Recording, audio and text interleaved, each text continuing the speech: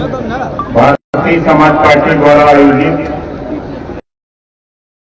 जन चौपाल कार्यक्रम की अध्यक्षता करते हुए सम्मानित अध्यक्ष महोदय, संचालक महोदय, मंच पे विराजमान नेतागण, गायक साथी, सामने देश के नेताओं की तस्वीर लिखने वाले जज मालिकों, पत्रकार भाइयों, सुरक्षा में लगे सुरक्षा कर्मचारी, आपको नौजवानों को बधाई देता हूं। जो नौजवान मोटरसाइकिल से टोल पर गए थे, उनके नाम पे जरा जोरदार ताली बजा करके उनके जोश और जज्बे को तो हम सलाम करते हैं। इसी तरह अपना जज्बा बनाए रखो। देखो, आज हमारे आने का मकसद सिर्फ एक है। आपने देखा होगा जब अभी आजमगढ़ की धरती पर हमारे देश के प्रधानमंत्री माननीय नरेंद्र मोदी जी आए थे, तो मंच पे जब अभिवादन उन्होंने सभी लोगों से किया, तो सबसे ज्यादा अगर वार्ता किसी नेता से किया तो आपके नेता ओम प्रकाश राजभर से बात की। अभी आपने देखा, परसों मैं मेरठ में था, एनडीए की पहली रैली मेरठ में थी। वहां भी प्रधानमंत्री जी ने कहा कि सभी लोगों को रहना है, वहां मैं गया था। और वहां भी आपने अगर देखा होगा सोशल मीडिया टीवी अखबार मैगजीन में, तो सभी नेताओं से मिलने के क्रम में सबसे ज्यादा समय दिया तो ओम प्रकाश राजभर को दिया मेरठ में। क्यों दिया? हम आपकी बात, जो आपकी समस्या है, उस समस्या से अवगत कराते हैं। देश के प्रधानमंत्री जी जब हमसे पूछते हैं धरातल की समस्या को, जब मैं उनको बताता हूं तो वो तमाम लोगों से राय मशविरा करते हैं, तो कहते हैं कि भाई एक नेता है जो सही बात जनता के बीच से निकाल करके हमारे यहां पहुंचाता है। ये बात अगर कोई कहता है तो ओम प्रकाश राजभर का कहता है। ये हमारे देश के पीएम साहब कहते हैं। बहुत से साथियों के दिमाग में होगा कि अभी हम लोग समाजवादी पार्टी के साथ थे, ये बात सही थी। पिछले चुनाव विधानसभा का साथ थे। फिर बीच में जब कुछ दिक्कत उनको पैदा हुई कि ओम प्रकाश राजभर के बढ़ते हुए जनाधार से उनको चिंता लगी कि इनको किनारे किया जाए। आप बताओ, कभी शेर को कोई दबा सकता है? कहा शेर कहीं भी रहेगा, अपनी आवाज बुलंद करता रहेगा। है 18 जुलाई 2023 पीएम साहब ने दिल्ली बुलाया। एचएम साहब जो हमारे गृह मंत्री जी हैं, माननीय जेपी नड्डा जी, दिल्ली बुलाया गया और मुझसे पूछा आप चाहते क्या? हमने कहा कि मान्यवर, मैं 3-4 बात आपके सामने रखना चाहता हूं। आपने एक देश में कानून पास किया है, एक देश एक राशन कार्ड। बनारस का जिसके पास राशन कार्ड है वो बंबई में भी जाकर राशन ले सकता है उसी राशन कार्ड से। ऐसा कानून आपने पास किया।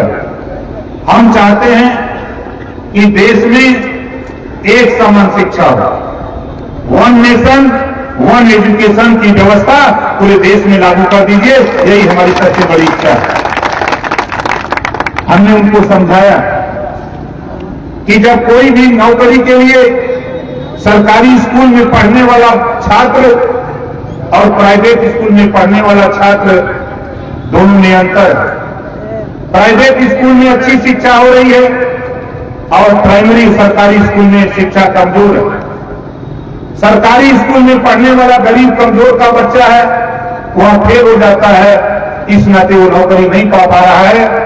और प्राइवेट स्कूल में पढ़ने वाले बच्चे उसको फेल कर देते हैं।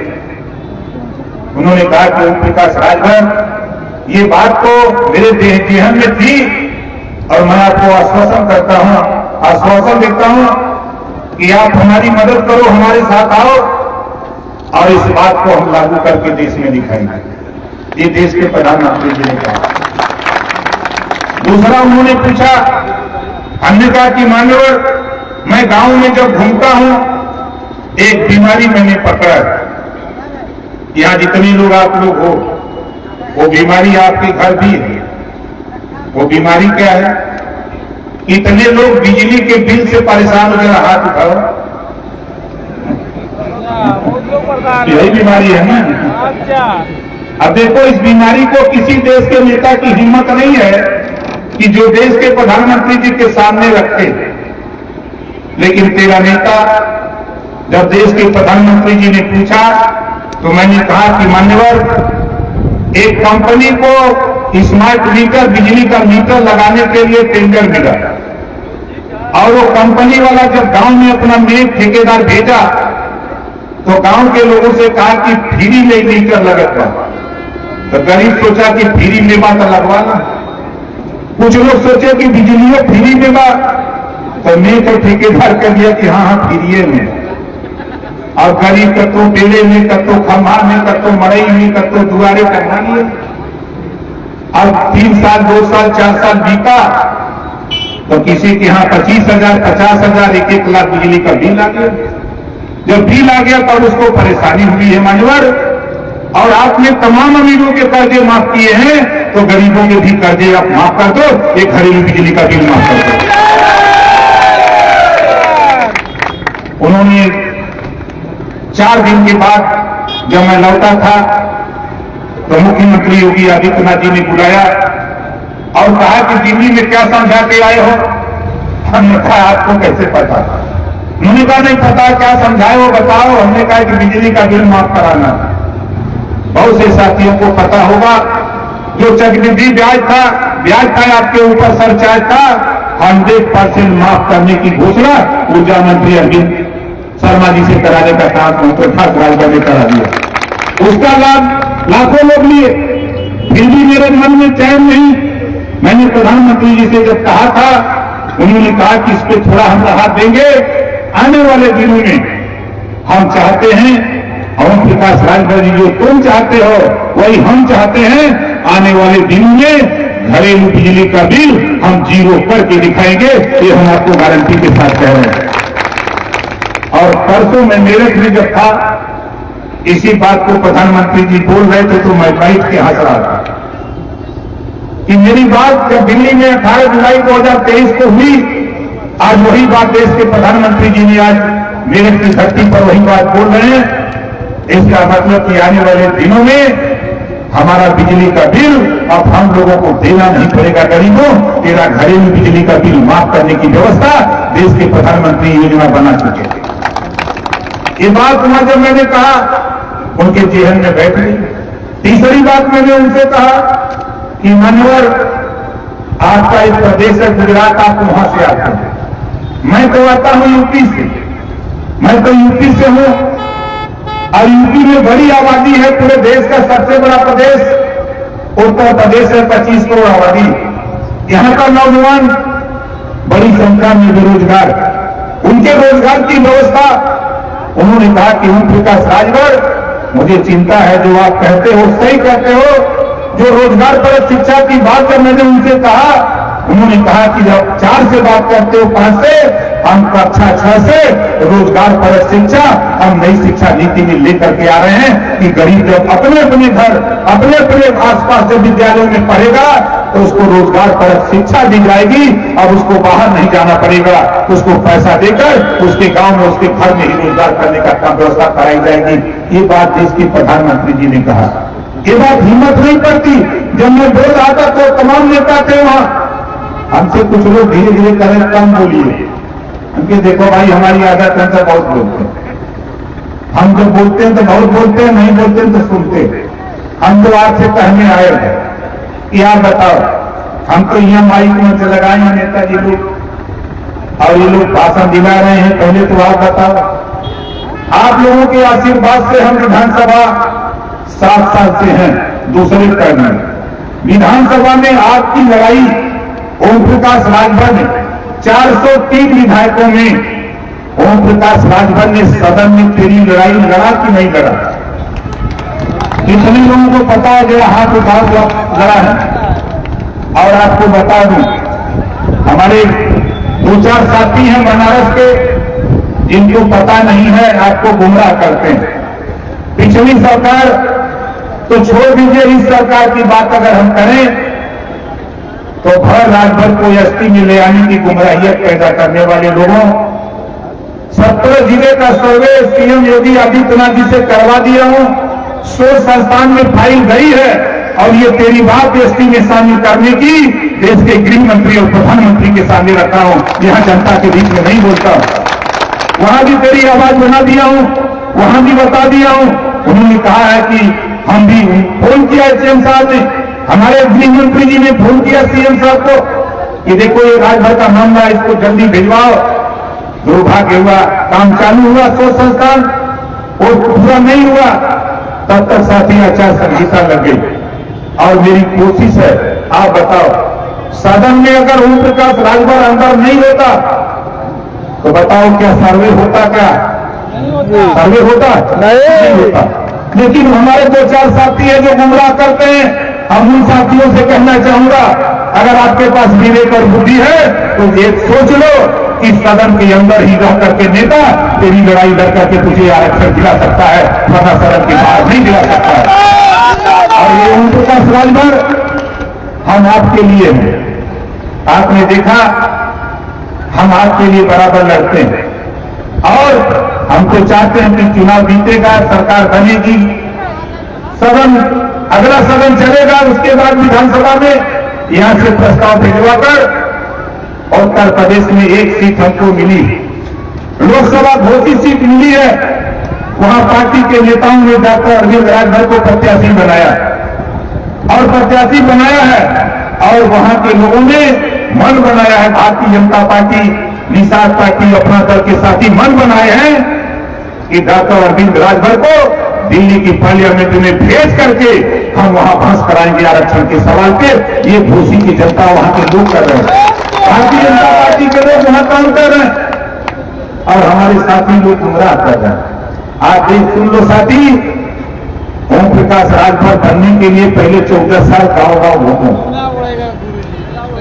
ओम प्रकाश राजभर आज 22वां साल है। पूरे बनारस को छोड़ दो, पूरे देश में चुनौती देता हूं। कोई माइकराल नहीं कह सकता कि ओम प्रकाश राजभर किसी से खाने की दवाली किया हो, किसी से 1500 रुपया पार्टी चलाने के लिए मांगा हो। ओम प्रकाश राजभर पैसा तो लेता है, हम तो 2 लाइन का दोहा बना के लेते थे, मांगो उसी से जो दे दे खुशी से और कहे ना किसी से। हम ऐसे लोगों से लेते हैं, हम लेकर पार्टी चलाते हैं। आज साथियों आप सोचो, प्रदेश को छोड़ दो, भारतीय समाज पार्टी को आज देश की राजनीति में लाके खड़ा कर दिया। बोलो सही बात है कि गलत है? बहुत नेता राजनीति किए, लेकिन आज अगर कोई टेलीविजन पर अगर कोई डिबेट बैठता है, जब तक राजभर जी का नाम नहीं आता है तब तक डिबेट भी सफल नहीं होता है। ये हाल है।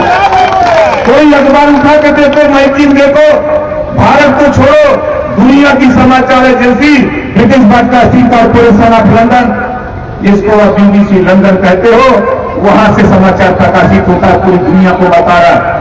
आज चाहे पाकिस्तान हो, चीन हो, रूस हो, जापान हो, अमेरिका हो, जो अच्छी मैगजीनें छपती हैं, जो विदेशों में जाती हैं, उन मैगजीनों में तेरे नेता की खबर, तेरे नेता की विचारधारा पूरे देश में फैल रही है। उन समाचार छात्र वहां छप रहे हैं समाचार, और लोग जब पढ़ते हैं तो जो हमारे भारत के साथी विदेशों में हैं, वो फोन करते हैं कि नेताजी आपकी खबर आज छपी है, आज फला मैगजीन में छपी है, आज फला अखबार में छपा है। लोग वहां से हमको व्हाट्सएप करते हैं, तो मुझे लगता है कि हम लोग सही दिशा की तरफ चल रहे हैं, हम लोग सही दिशा की तरफ चल रहे हैं। और आज मैं आपको गारंटी के साथ कह रहा हूं साथी कि ओम प्रकाश राजभर कोई माइकराल धरती पर खरीद नहीं सकता है, मोटर ले रहे कोई नहीं। एक उदाहरण मैं आपको दूं, अभी जब दिल्ली में सीट बंटवारे के 2 मार्च को बात हो रही थी तो मैं 3 सीट मांग रहा था। तो ये हुआ कि गृह मंत्री जी ने कहा कि भाई 3 आप ले लोगे तो सब लोग मांगने लगेंगे। एक काम करो कि कुछ कम करो, तो कम करते करते एक सीट मिली लोकसभा की घोषी। तो हमने सोचा कि अब दाव एक और लगा लें। हमने कहा कि नहीं लोकसभा दे सकते हो तो रुपये मिर्चिए दे दो भैया। तो उन्होंने कहा कि फिर गड़बड़ कर रही है, कर रहे हो 2 मत मान लो, 1 मान लो, 1 दे दिया। मैं नहीं जानता था कि मिर्ची की बड़ी बड़ी कीमत होती है। पूर्व मुख्यमंत्री के बेटे तमाम उद्योगपति उस एमएलसी सीट को खरीदने के लिए हमारे यहां लाइन लगा लिए। ओम प्रकाश राजभर ने एक शब्द कहा, एक लाइन, यहां बिकाऊ माल नहीं है, जहां बिकता है जाके खरीदो। ओम प्रकाश राजभर के यहां बिकने वाला काम नहीं। और साथ ही आपको बता दूं, भिंछेलाल राजभर जो मोटरसाइकिल से चल चल करके पार्टी के संगठन को उत्तर प्रदेश नहीं बल्कि पूर्वांचल के विभिन्न जनपदों में जाके बात को आगे बढ़ाया, ऐसे नौजवान माननीय भिंछेलाल राजभर को जब माननीय मुख्यमंत्री जी के सामने जब मैंने पेश किया, ये हमारा उम्मीदवार होगा, मुख्यमंत्री ने पीठ ठोक करके कहा कि जैसा सुनता था ओम प्रकाश राजभर वैसा सिर तुम हो, अपनी पार्टी के नेता को ले आए हो। बधाई देता हूं आपको कि आपने दुनिया को एहसास करा दिया। ये स्थिति का हम आपसे कहना चाहते हैं कि ओम प्रकाश राजभर आज इधर जो आया, आपको आश्चर्य होगा, पीएमओ दफ्तर से फोन आया, वहां से मुझे बताया गया कि प्रधानमंत्री जी का निर्देश है कि 1 और 2 तारीख को आप जाओ बनारस। हमने पूछा काम बता दो, काम वहां जाकर के थोड़ा घूमे आओ। हमके घूमने तो हम नहीं जाएंगे। उन्होंने कहा कि थोड़ी 2-4 सभा कर दो, खबर तो दे दो, अपने शेरों को जगा दो, तेरे पास बहुत शेर है और वो शेर जग जाएगा तो फिर उसको कोई छूला नहीं सकता है और ये शेर जग करके मोदी जी को प्रधानमंत्री बनाने का काम करेगा।